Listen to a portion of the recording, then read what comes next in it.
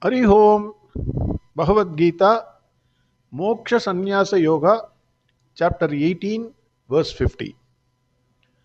Bhagavan Krishna in the last verse said, the one whose buddhi is unattached everywhere, on anything, whose burning thirst for sense pleasures has completely disappeared, Vigadas Brga, who has mastered his mind, Jitatma, he, through sannyasa, that is renunciation, attains the state of actionlessness.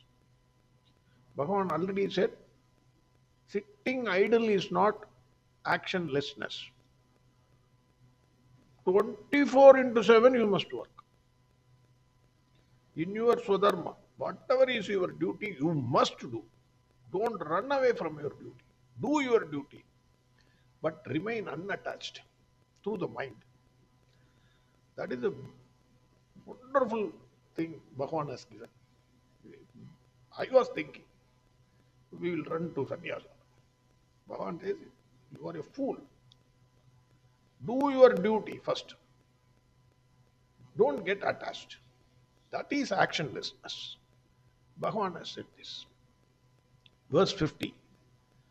Siddhim prapto yada brahma tadapnoti nibodhame samasenaiva kaundeyam nittājnanasya yaparam. Swami Dayananda Saraswati says, here Siddhi, that is accomplishment, means preparedness of mind, Antakarana Suddhi, purity of mind. Adi Sankara says it is characterized by an eligibility of body and mind. I repeat, eligibility of body and mind for a commitment to knowledge. That eligibility is the result of grace earned by worshipping Ishvara through doing one's own duty, Swadharma. Because of that grace, the seeker's body, mind, and senses do not create any disturbance to him. Swami Dayananda Saraswati says, this is the greatest grace or blessing one can think of. If your body, mind, and sense do not create any disturbance, that is the greatest grace which one can think of. All that is required are that the body, mind, and senses are available whenever we need them. This implies not only mental purity but also cooperation of the body. Both must cooperate. What is the use of one without the another? Body without the mind or mind without the body? What is the use? Mind must be clean and body must be fit. Both require grace of Bhagavan. Body is fit, mentally is not all right. How can you ever think of knowledge? No, mind is fit, body is totally gone. How can you think of Gita? Impossible. So both require, body and mind requires grace of Bhagavan. What is the gain for those who have this knowledge? He gains Brahman in the form of certainty of knowledge. The question is, how does he gain that? Bhagavan Krishna says, I will tell you in brief. Samasenaiva kaundeya nishtājnanasya yapara. I will tell you in brief. Knowledge of Brahman is the ultimate end of knowledge. The pursuit of any other knowledge has no end. Anything you take, physics, they are going on. Astronomy, they are going on. Any person who pursues any knowledge comes to know a little more on that subject than what he knows. So I know a little more if I read any subject. And even more while reading that subject, you come to know that you do not know many things in that subject. Except knowledge of self, that is Atma, for other knowledges, there is no end. You can go on reading, you can go on developing, you can go on inventing, you can go on discovering. But Atma, that knowledge, only you can end, finish. Other knowledges, there is no end. No one can have partial knowledge of Atma also. You can't say, sir, I know 25% of Atma now. Balance 75% I don't know. No. Atma is totally free from parts. Either you know or you do not know. Therefore, knowledge of Atma is the only knowledge that has culmination, jnana nishta. Bhagavan in this verse says, Hey Arjuna, learn from me how one who has gained Antakarna Suddhi gains the ultimate knowledge of Brahma. That I will tell you in short, in brief. That is what Bhagavan says in this verse. But here, Swami Dayananda Saraswati has given a almost 50 to 60 pages lecture on Adi Sankara's Bhashya. So entire Swami Dayananda Saraswati's Gita is based on Adi Shankara. It's a foundation. Adi Shankara's this thing is the foundation. Commentary. It is very, very interesting. It is not very, it is very interesting. Of course, I can tell this. One who is interested in any subject, it will be interesting for him. If you are not interested, then any subject will be boring. So this is interesting. One should not miss this portion also. According to me, I can finish that whatever he said. Bhagavan said, I will tell you in short how you can gain Brahman. That much I can say and move on. But I don't want to miss it. One caution is, it is like the blind leading the blind. You must keep that in mind. I am only a student. I am not a acharya. I am not a guru. I am a student. So, in the form of books, Swamiji's come and teach me daily. Those who are really interested, they must approach a acharya or a guru to learn this bhashya of Shankaracharya. Nevertheless, I am giving it as usual, the essence I am taking and giving it. So, Adi Shankara's bhashya. Adi Shankara says, the certainty of knowledge, jnana nishta, is where the knowledge of Brahman ends. What is the nature of this knowledge?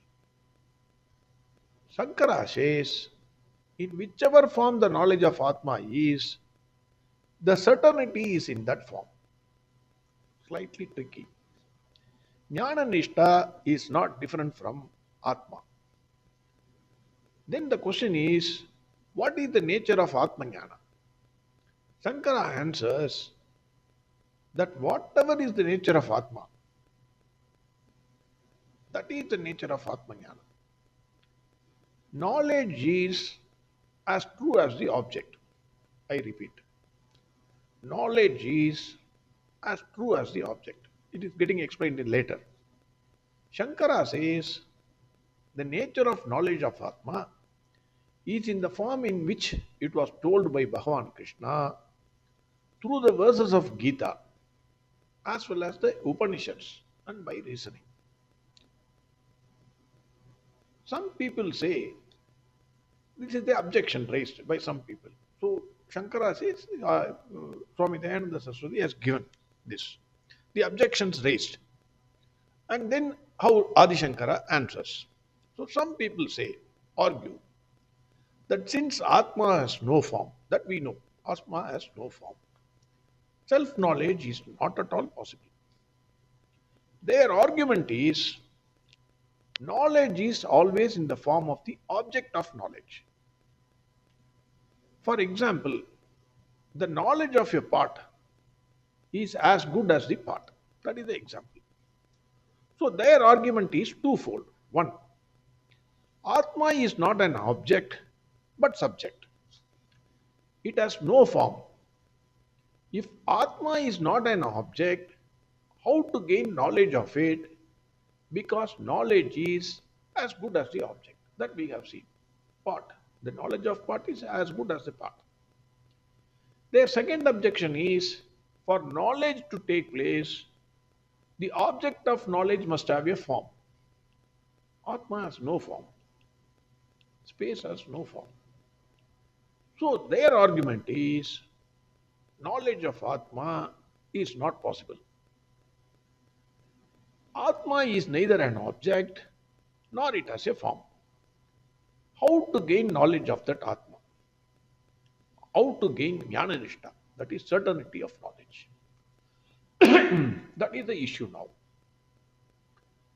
We can understand from Shruti statements like no one can see it with the eyes. You cannot see the Atma with eyes.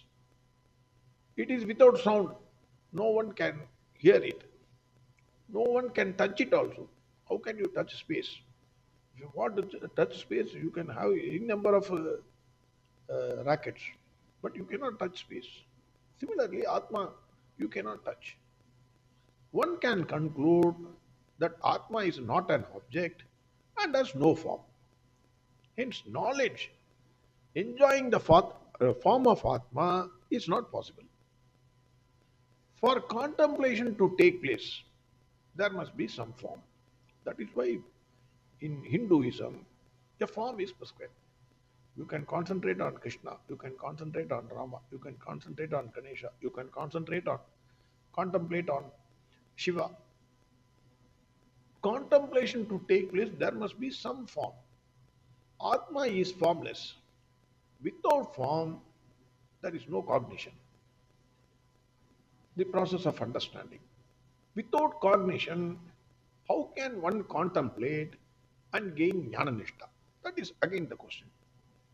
Adi Shankara answers. Adi Shankara says, while it is true that Atma is not available for objectification, its presence is always available. Its existence is always well known. Atma is self-evident. It is present in the mind, that is buddhi, which has a capacity to reflect consciousness, which is Atma. It is true, it cannot be objectified. It has no form, but still it exists. That is what he answers. The question is, how do we know this? Like your face getting reflected in the mirror, Atma gets reflected in the buddhi. The reflection in the buddhi is not separate from the consciousness, that is Atma. When you stand before the mirror, there are two images. One is you and the other is reflected. The reflection in the mirror is you.